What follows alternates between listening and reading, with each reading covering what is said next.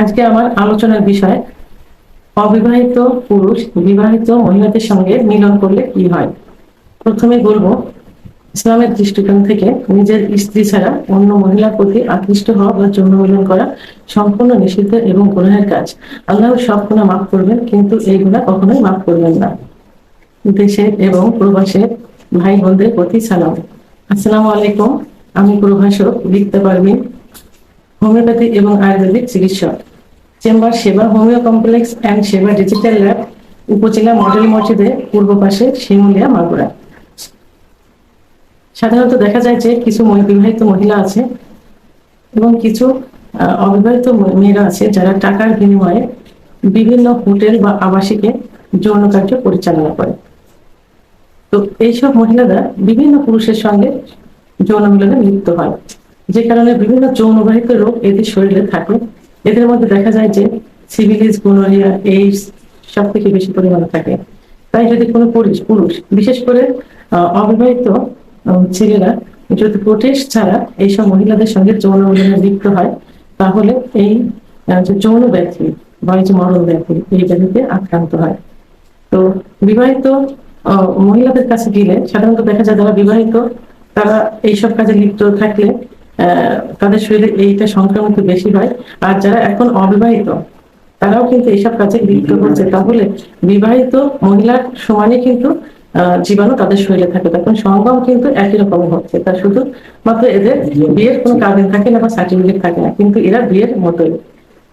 তো অবিবাহিত পুরুষ আর বিবাহিত পুরুষ যারাই এদের কাছে যাক না কেন, তাদেরকে অবশ্যই প্রোটেস্ট নিয়ে অর্থাৎ কন্ডম ব্যবহার করে এদের সাথে যৌন মিলনে লিপ্ত হওয়া উচিত। তা না হলে এই যে মরণ ব্যাধি, যৌন ব্যাধি, এই ব্যাধিটা তাদের শরীরে প্রবেশ করবে। এখনকার দিনে কিছু কিছু মহিলা আছে, বিবাহিত মহিলা যাদের স্বামী সাধারণত বাইরে থাকে, দেখা যায় যে বিদেশে থাকে অথবা দেশের ভিতরে থেকে বাইরে চাকরি করে। এমনও কিছু মহিলা আছে বিশেষ করে একটু ধনী ফ্যামিলিতে, আবার মধ্যবিত্ত ফ্যামিলিতে কিছু পুরুষ আছে যারা বইয়ের বাধ্য থাকে, বইয়ের উপরে কোনো কথা বলতে পারে না। কি কারণে জানি না, হয়তো বউগুলো সুন্দরী হয়ে থাকে, নতুবা কোনো দুর্বলতা তাদের ভিতরে কাজ করে।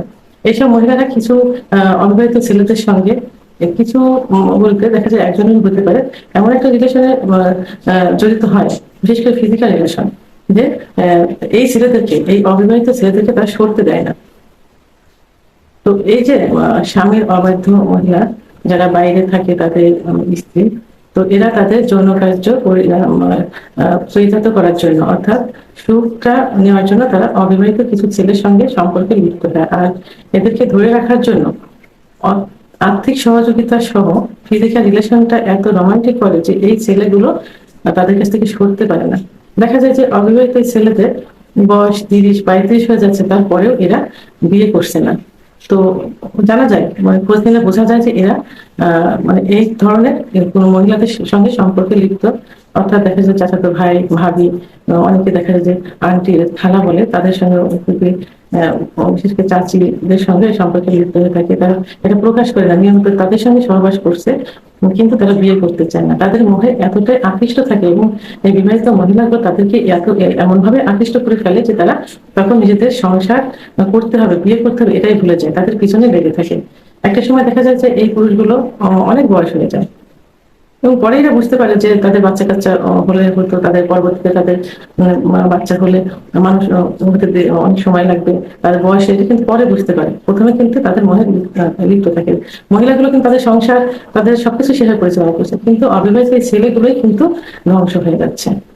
তো অনেক সময় দেখা যায় যে অবিবাহিত ছেলেগুলো তাদের প্রেমে এতটাই হাবুডুবু খেতে থাকে যে তাদের তাদের সঙ্গে সহবাস এত পর্যাপ্ত পরিমাণ হয় যে তাদের চেহারা, স্বাস্থ্য একদম ভেঙে যায়। দেখলেই বোঝা যায় যে এরা পরকীয়া লিপ্ত, অন্য মহিলার সঙ্গে সম্পর্কে লিপ্ত। তাদের চেহারা একদম ভেঙে যায়, যৌবন শক্তি একদম নিঃশেষ হয়ে যায়। একটা সময় সেই মহিলা তাদেরকে ছুঁড়ে ফেলে দেয়।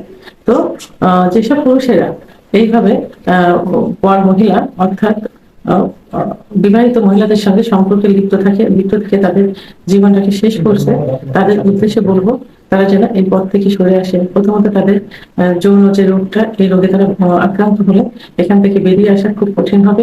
দ্বিতীয়ত তাদের যে উজ্জ্বল একটা ভবিষ্যৎ, এই ভবিষ্যৎ কিন্তু নষ্ট হয়ে যাচ্ছে।